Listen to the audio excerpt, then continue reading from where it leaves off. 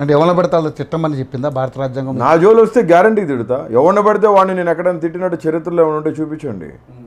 బోరుగడ్డ అనిల్ కుమార్ అనేవాడు 2019కి ముందు చంద్రబాబు నాయుడైనా అడి కొడుకు దత్తపుత్రుడైనా పప్పుగాడినైనా ఇదే విధంగా గాడు గీడని కూడా మాట్లాడిన పరిస్థితులు లేవు. 2016 నుంచి 19 వరకు చంద్రబాబు నాయుడు మీద 8 కేసులు పెట్టా.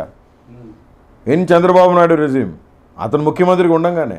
ఈరోజు మాట్లాడతాను, ఏమీ తెలియని నాకు క్రిమినల్ బ్యాక్గ్రౌండ్ అంటగట్టాలని చూసి నా మీద ఆర్మ్స్ యాక్ట్ పెట్టి ప్రశ్నిస్తే ఆ ప్రశ్నించిన గొంతుకిని నొక్కాలని ప్రయత్నం చేసి అంతా ఒక సినిమా హిస్టరీలా క్రియేట్ చేసి నన్ను నా కుటుంబాన్ని ఇబ్బంది పెట్టి సర్చ్ వారెంట్ లేకుండా సర్చ్ చేసి రైడ్లు చేసి ఇవన్నీ చంద్రబాబు నాయుడు చేశాడు. ఎందుకు? నోరు తెరిచి ఇది ఎందుకు అని అడిగినందుకు. తిడతాను ఈరోజు అండి, ఇంక వాడు సత్యదా తిడతాను. ప్రజల శాపం ఉంది, ఆ దేవుని శాపం ఉంది. అందుకే నేను ఎప్పుడు చెప్తా ఉంటా, నారా లోకేష్ అనేవాడు ఒక్కడు చాలు టీడీపీ పార్టీని సంకనాకి నేల నాకు ఇచ్చడానికి. ఆడేం మాట్లాడుతున్నాడో వాడికి తెలీదు. చూసారుగా 3వ రోజు 4వ రోజు గోళీలు గులాబ్ జాములు అయిపోయినట్టున్నాయి. ఒక కాలు అటు ఒక కాలు ఇటు పడుతుంది కొడుక్కి. పాదయాత్ర చేయటం అంటే ఆషామాషి కాదు, దానికి కలేజా కావాలా. అడిగాడిది అది ఓన్లీ వైఎస్ఆర్సీపీ ఫ్యామిలీకి సెట్ అయ్యిందా? ఎవరికి సెట్ కదా అది? నేను చెప్పానా? అనలేదే. వైఎస్ ఫ్యామిలీ పాదయాత్ర చేసింది కాబట్టి విజయం సాధించాడా లేదా? చంద్రబాబు నాయుడు చేశాడు, విజయం సాధించాడు కదా. ఎప్పుడు చేశాడు?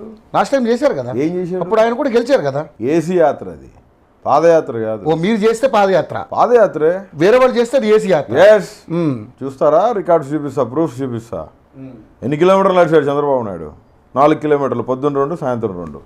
దానికి బారుకి ఏసీ ప్లాంట్లో 10, ఇటు ఒక 10. ఒక్కొక్క అడుగు చీమ కూడా చచ్చిపోద్దు అనే పరిస్థితులు ఆయన నడిచిన పరిస్థితులు. మీరు ఏదో స్పాట్లో ఉండి చూసినట్టుగా మాట్లాడుతున్నారు కానీ స్పాట్లో ఉండి ఫోటోలు తీసుకునే వాళ్ళు మేమే కదా. నిజంగా ఈ ముష్టిమహోడు నిజంగా పాదయాత్ర చేస్తున్నాడా? ఎందుకంటే నాకు డౌటు, అడిగి బొల్లి రోగం ఉంది. బొల్లు ఉంది ఒంటి నిండా. ఆ బొల్లున్నోడు ఎండలో ఎక్కువసేపు ఉండలేడు. ఆల్మోస్ట్ వాళ్ళ చీమి నెత్తురు అంతా కలిసి కారుతూ ఉంటుంది చంద్రబాబు నాయుడికి. రోజుకు 4 సొక్కాలు మార్చాలా. ఇప్పుడు 8 సొక్కాలు, గంటకు 1 సొక్క మార్చాలా. సరిగ్గా కూడు తినేదానికి కూడా లేదు. తినే స్పూన్ పెదాలకు కూడా అంటానికి వీల్లేదు. దేవుడి శాపం. ప్రజల్ని మోసం చేసిన, ప్రజల్ని ఏడిపించిన, రైతులు కలనీళ్ళు. ఆ బషీర్బాగ్లో కరెంటు విద్యుత్ రేట్లు పెరిగినని చెప్పి ధర్నాకు వస్తే ఎంతమంది చచ్చిపోయారండి? 2014 నుంచి 19 దాకా ఎస్సీలను తిట్టాడు.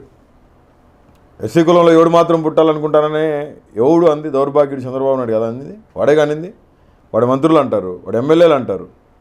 బీసీలను తిట్టాడు, తంతానన్నాడు, ఖబర్దారని బెదిరించాడు బీసీలని, నాయ బ్రాహ్మణులు వాళ్ళందరూ బెదిరించాడు. కానీ మీరు వాడు వీడు డాష్ కొడకలు ఇలా రకరకాలు, అసలు మీ నోటికి అద్దు ఆపు అనేది లేకుండా పోతుంది.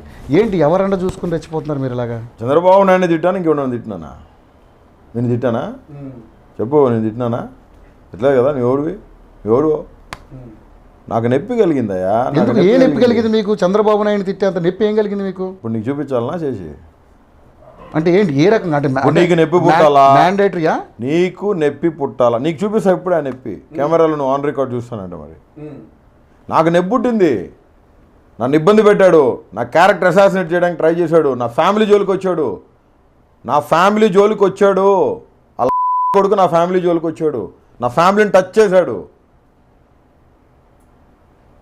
ఏమీ తెలియకుండా నీ మీద ఒక మారణాయుధాలు దొరికి నేను కేసు పెట్టి నీ ఇంటి మీదకి వచ్చి అర్ధరాత్రి ఆడోళ్ళు ఉన్న రూముల్లోకి వెళ్ళిపోయి రైడ్లు చేసి దొరికిన డబ్బుని, బంగారాన్ని, ల్యాప్టాప్ని, ఫోన్లు తీసుకొని వెళ్ళిపోతే వితౌట్ ఎనీ సర్చ్ వారెంట్ ఒక పరువు కలిగిన కుటుంబం మీదకి అట్లా వస్తే, అలా చేయిస్తే నువ్వు ఊరుకుంటావా? చెప్పు సమాధానం. ఊరుకుంటావాను? నీతోనవుతుందా? నువ్వు ఊరుకుంటావేమో, నేనైతే ఊరుకోను. ఏం చేస్తారు? చేస్తున్నాను కదా. ఏం కోని మాటల యుద్ధమేనా, చేతుల యుద్ధం ఏమైనా ఉందా? చేతుల యుద్ధం చేద్దాం అనుకున్నా. గౌరవ ముఖ్యమంత్రి వారు పిలిచి, మన రూట్ కాదు నాయనా, భారత రాజ్యాంగం ఒక ఆర్టికల్ని ఇచ్చింది, లా. ఆ లా అనే సిద్ధాంతాన్ని పట్టుకొని ముందుకు పో. నువ్వు చేత్తో పని చేస్తే ఒక రోజులో అయిపోతుంది, పుస్తకం పట్టుకొని పని చేస్తే 4-5 సంవత్సరాలు పడుతుంది. కానీ పుస్తకం పట్టుకొని పని చేయి, లీగల్గా ఫైట్ చేయి, లీగల్గా ఎదుగు. ఇట్లాంటి పరిస్థితులు ఇంకొకళ్ళు ఎవరు ఏ SC candidate, BC candidate, minority candidate face చేయకుండా వాళ్ళని ప్రొటెక్ట్ చేసేదానికి నువ్వు ఒక వ్యవస్థను తీసుకురామని చెప్పి నా టోటల్ మైండ్ని డైవర్ట్ చేసి, నాకు రాజకీయ ఉగ్గుపాలు పోసినోడు నా దేవుడైతే నన్ను నడిపించిన వ్యక్తి భూమి మీద వైఎస్ జగన్మోహన్ రెడ్డి.